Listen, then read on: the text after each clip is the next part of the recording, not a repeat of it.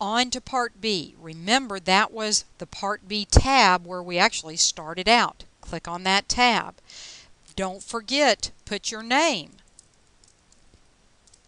Right? Now, in this particular case, you're asked to make a scatter plot.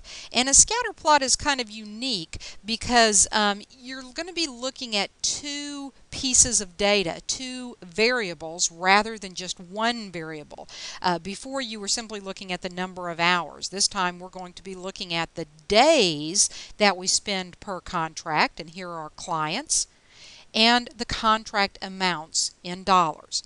So I'm going to start out very similar to what I did before by selecting the titles, click, press, drag all the way down.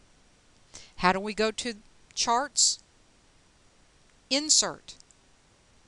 Now we have our chart types, and we need a scatter plot, and we need one with a trend line. Well, let's start with the scatter plot.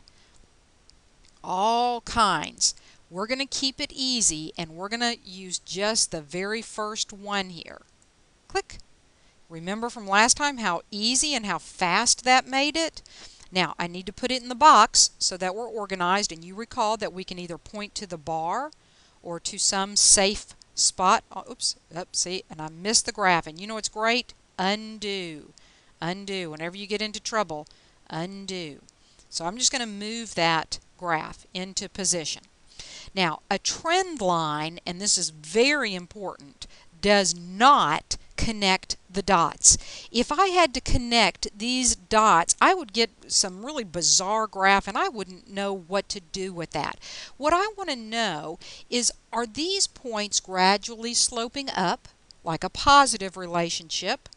Are they gradually sloping down, like a negative slope or a negative relationship? Or are they more neutral, meaning scattered all about in no clear pattern? Well, the way that we can determine that is to add a trend line, and this is how we do it. We go to, let me see if I get it right this time. Yes, to layout. So remember, I have the chart selected. If you click away, you're not going to have the correct option, so you must click the chart, then click layout. Look over here. You see where it says trend line. Click on that. There are many types of trend lines. We are simply interested in a straight line, a linear trend line. Click that. And look how Excel superimposed a line. It does not connect the dots. It simply says if it had to do a best guess of the general slope that best fits these data points, this is what it would be.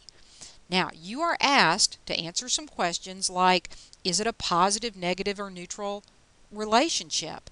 Well, again, is the slope of this line positive? Is it negative? Or is it neutral?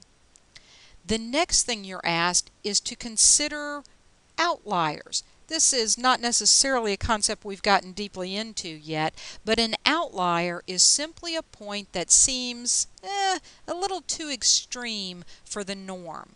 Okay, I'm going to help you out with one of these points. Look how far away from our trend line this particular data point is. Would you be willing to consider this one as being so far away that it doesn't really represent what's normal?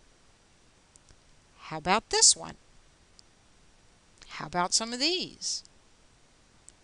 Going to have to kind of consider this, and what I'd like you to do, we'll learn how to make calculations for these points later on, but I would like you just to kind of think about this. If this was your business and you were considering these contracts with these made-up clients that I have here, what does this tell you about your business? So I've asked you a question here, and you'll need to give me your answer. So again, you've made a graph, and that's great, but the reason that you're doing that, this is business statistics, is so that you can make some business decisions based on the data. Now, don't just make up an opinion from something else you've heard someplace. I want your decision to be rooted in the statistics, the data, organized and analyzed and presented, right? These are important pieces of statistics. It's what we said the definition of statistics is. So Don't just say, yes, too high, no, too low, not right. Don't tell me that. Tell me why. And don't tell me why unless you are referring to things that you see in the data. Okay? That's really what I'm looking for. You're going to put your education to work here. All right. So hopefully these are the early chapters where we're looking at these descriptive statistical techniques, and I hope this helps you apply those concepts in the way that whether you're a small business or a medium business or even a large company, that within a department you might look at some of your company's data and make some real business decisions. Now, one final note, make sure you save. If you've already saved it, you can just click the floppy disk button. If you have not yet named it in the required format, make sure you say File, Save As. Now, and I'm not going to go through that process because I'm doing this as a demonstration, so I'm going to say don't save. Now I just closed that file. That is very, very important. You may want to close Excel completely. Make sure the file is closed before you go to the Dropbox and submit the file into the Dropbox. If you have never done that, there is also a video included in your assignment instructions that will show you how to do that. The mistake that students often make is they forget to save and they leave the file open while they upload it, and sometimes that means that the file is not complete. So, telling you now, as part of this warning in this video, if I make the video I do expect you to watch it, exit the file, make sure that you're completely out of it. Now go to pause, go to the Dropbox, and submit your assignment. Okay? I hope this has been helpful, and I hope that you've actually enjoyed learning a little bit of Excel, because this is very real world, very business oriented. Okay, some easy points for you, if I can stop the video, some easy points, and good luck.